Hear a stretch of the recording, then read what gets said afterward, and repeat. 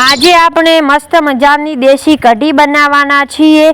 તો એના માટે પહેલાં તો આપણે તેલ એડ કરી દઈશું। જુઓ કઢી છે ને ચણાના લોટથી પણ બને છે અને બાજરીના લોટથી પણ બને છે, પણ અમારા ત્યાં બાજરીના લોટથી જ કઢી બનાવાય છે અને ખાવામાં પણ બહુ જ ખાટી મીઠી એટલે ટેસ્ટી લાગે છે।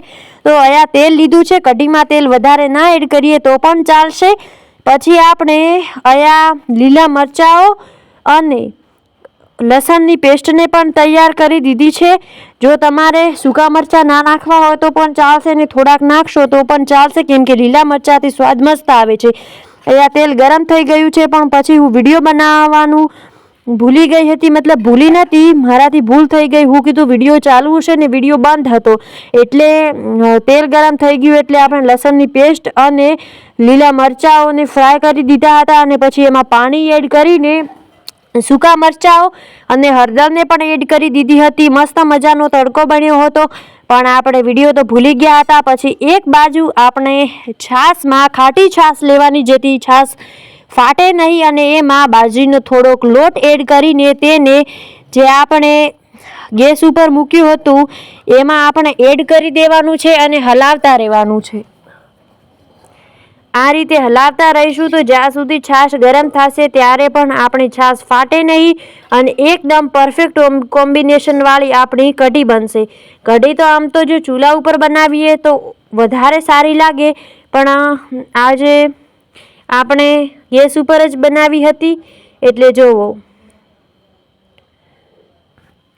તમે એકલા ખાલી લીલા મરચાઓ દ્વારા બનાવતું હોય તો પછી એમાં પણ બનાવશો તો પણ ચાલશે, અને જો અંદર સૂકા મરચાં થોડાક એડ કરશો તો પણ ચાલશે। તમારે જેટલી ક્વોન્ટિટીમાં લેવાનું હોય તો પછી લોટ પણ એ જ ક્વોન્ટિટીમાં લેવાનો। ઘણા બધા લોકો હોય છે જે ચણાના લોટથી બનાવતા હોય છે, પણ અમે આ બાજરીના લોટથી બનાવ્યો છે। પછી એમાં થોડુંક વધારે મીઠું એડ કરી દેવાનું, જેથી કરીને છાશની જેટલી પણ ખટાશ હોય એ બધી જ દૂર થઈ જાય, અને પછી હલાવતા રહેવાનું જેથી આપણે ફાટે નહીં।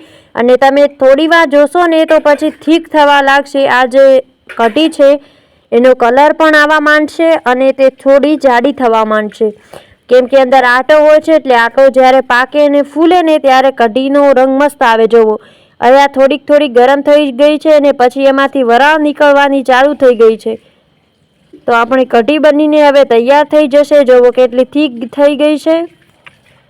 હલાવતા રહીશું ને તો કઢી ફાટે નહીં। પછી જોવો અહીંયા ઉપર છાગ આવવા માંડ્યા છે અને એમાં ઉપણો આવવા માંડ્યો છે, એટલે અહીંયા કન્ફર્મ થઈ જાય છે કે આપણી કઢી મસ્ત મજાની પાકી ગઈ છે। જોવો ઉપણો આવવા માંડ્યો છે, એટલે હવે આપણે કઢીને થોડીવાર હલાવીને ગેસને બંધ કરી દઈશું, જેથી આપણી કઢી ફાટે નહીં।